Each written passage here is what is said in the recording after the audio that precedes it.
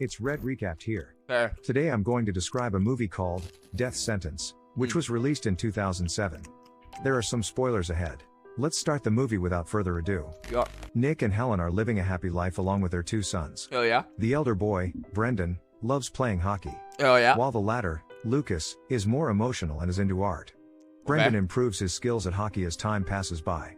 He was even awarded as the best hockey player of the high school team, causing his family to be proud of him. He's him? Nick Hume is a businessman who lives in North Carolina.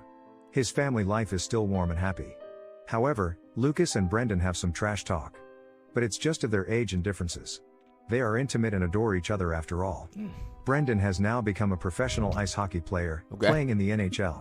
I'd go crazy in hockey. Ahead later in the night. Nick drives him to the game.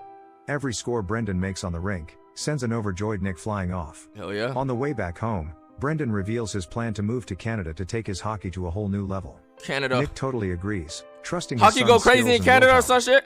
They were driving in a high-crime neighborhood. Two cars started swerving at high speed near them, which really scared them. Their cars run out of fuel, so they pull over at a gas station. Brendan goes to a store to get some drink while Nick gets the chance to inform his wife about Brendan's plans for his future.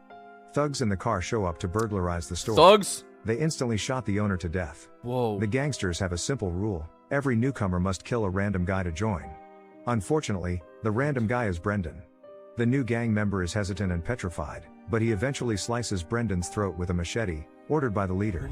Nick gets traumatic observing this. He ambushes the attacker while the rest of the gang escapes, knocking him down to putting off his mask.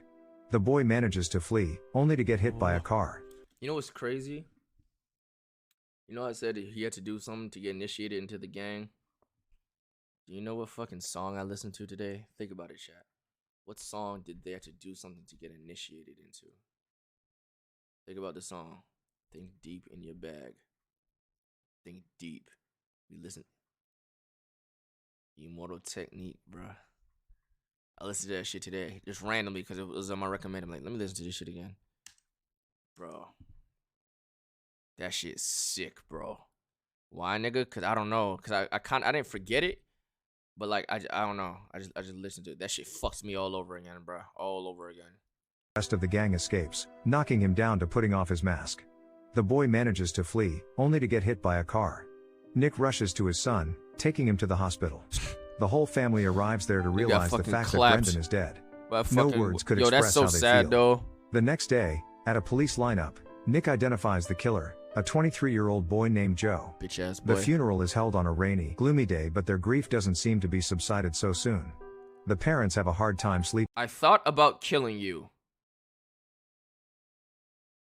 The Regodarian. What do you mean by that?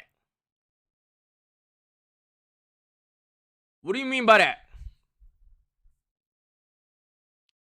Oh, the song. Okay. The song. Okay. You didn't put no context, bro. Plays all day long, and Lucas bursts into crying every time he reminisces about Brendan when he was alive. Before paying a visit to the police, Helen asks Nick to do something so that the killer gets life in prison. The following day, Nick visits Detective Wallace and the district attorney. Nick gets enraged when the district attorney tells him that the defense will cut a deal for a light sentence, since there wasn't enough evidence to take the case to trial. Movie title? I don't know. Furthermore, the gas station security camera had been broken, hence there was no record. When Nick learns that Brendan has been killed as an entry fee for Joe to join a stupid gang, he gets pissed off even more. At the pretrial hearing, he is asked by the judge to testify about Joe as Brendan's killer. But he surprisingly refuses, deducing that as it had been dark, he was unable to observe the killer's face. But he's It makes everyone dumbfounded, and the judge dismisses the case. As a result, Joe is released from custody. You know what the fuck that mean, nigga? You know what the fuck that mean? He gonna fucking spin that motherfucking block, nigga. Joe walks off into the courtyard and fires his cigarette reluctant. Just then, the gang arrives, starts praising him and welcomes him to the gang. Even Billy, the gangster leader, says, "I'm proud of you. Who's your man now?" Nick is spying on them and starts chasing after their cars. Joe is given a prize, a prostitute, to have fun with.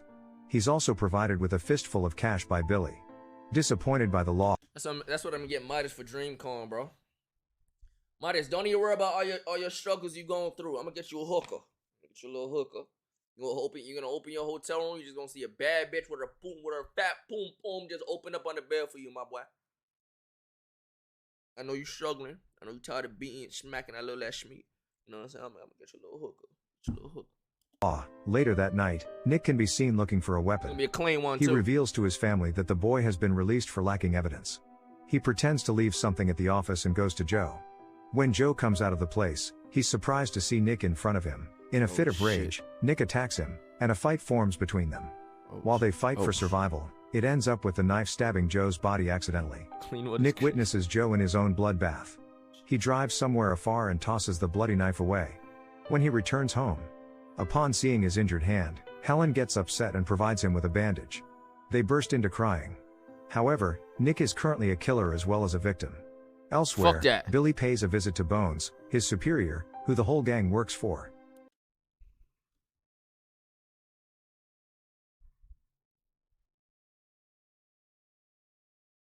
Oh, this Michael's house again. Looking ass nigga is the gang leader, my boy.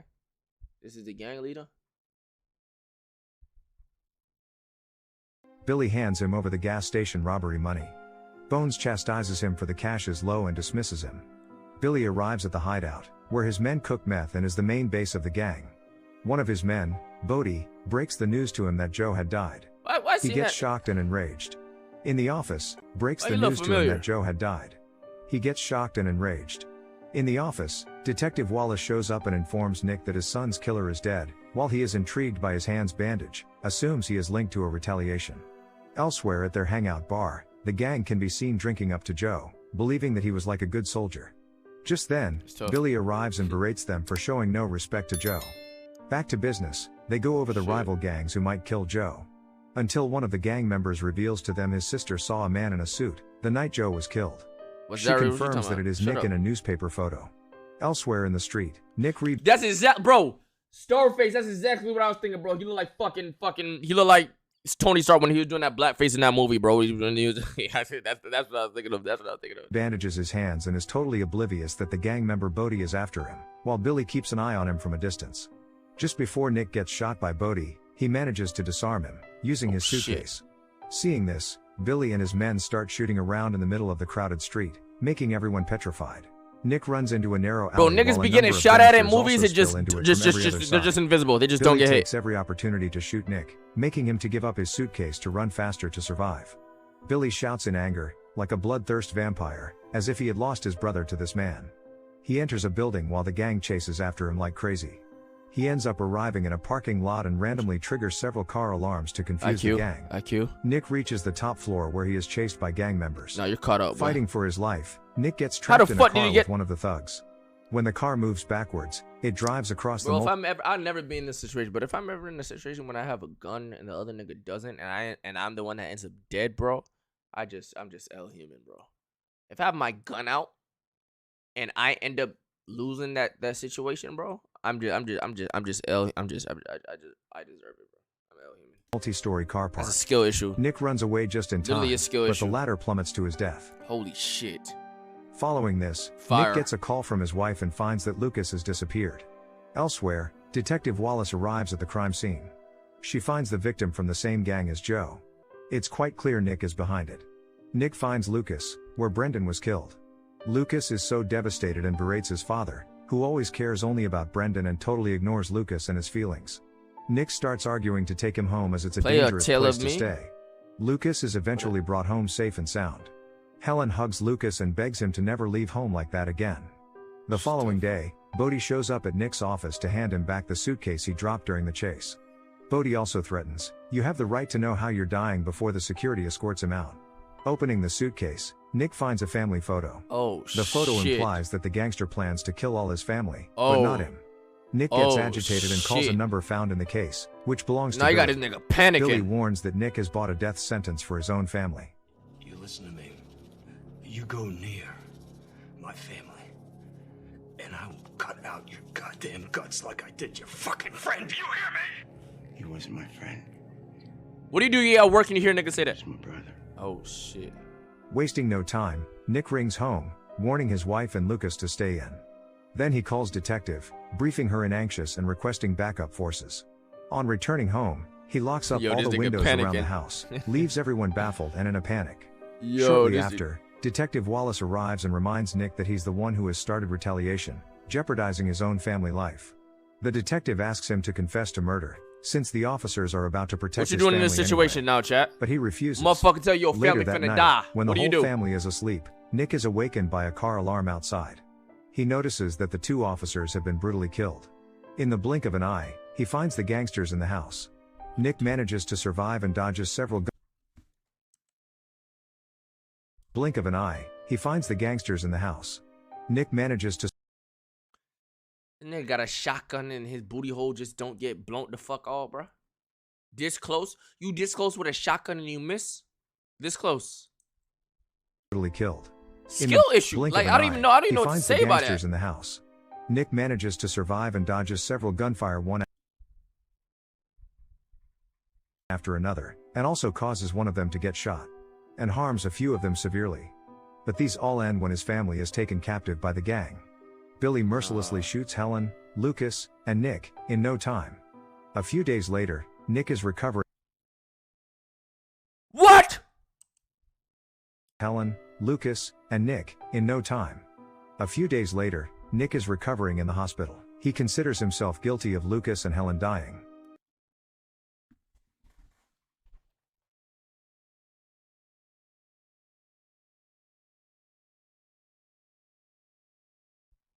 Bro.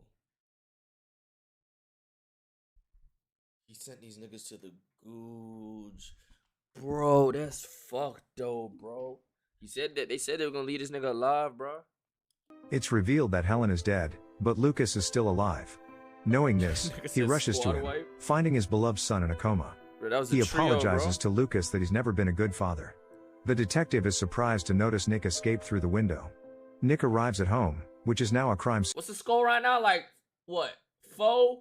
They got the hockey nigga. They got the brother. They got the wife. It's 3 what? 3-2? Is it 3-2 right now? It's 3-2 right now. His dad's still alive.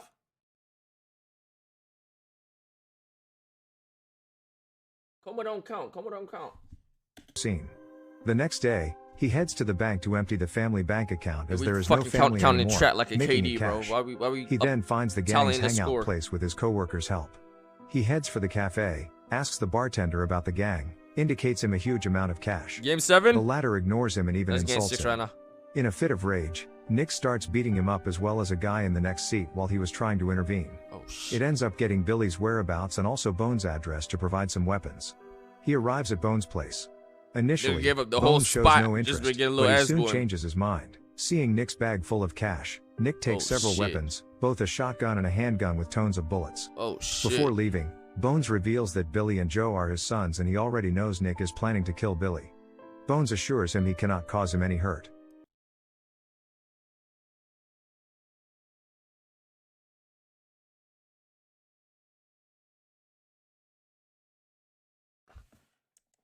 You gave up your...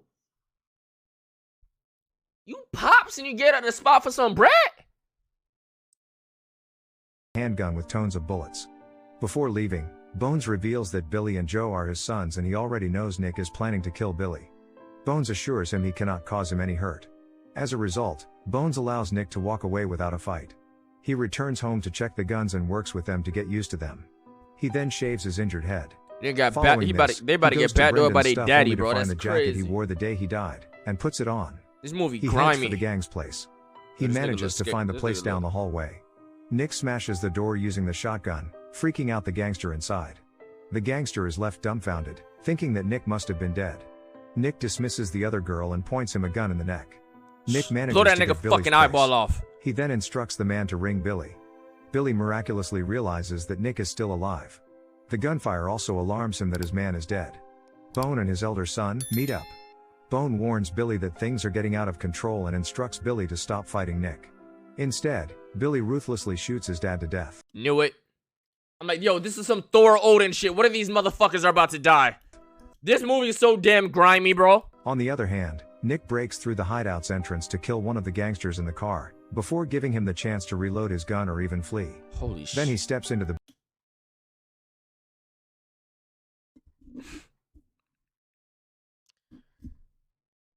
Nigga, what type of car is this nigga in? He just split the motherfucking car in half? What the Gangsters what in in the the car Fast and before Furious giving ass shit him was the chance that? to reload his gun or even flee. Then he steps into the How you building. just busted the truck open like that? You got a Cybertruck. No, the Cybertruck. If you would have hit the Cybertruck, the other car would have bounced the fuck back, nigga. It would no, not even that. It would fucking explode, and the Cybertruck would have no damage. You know when you're in a tank in like Vice City in the old GTAs, you run over and they just explode and shit. Yeah, that's what would happen. You run into the Cybertruck and boom, it just explodes, bro.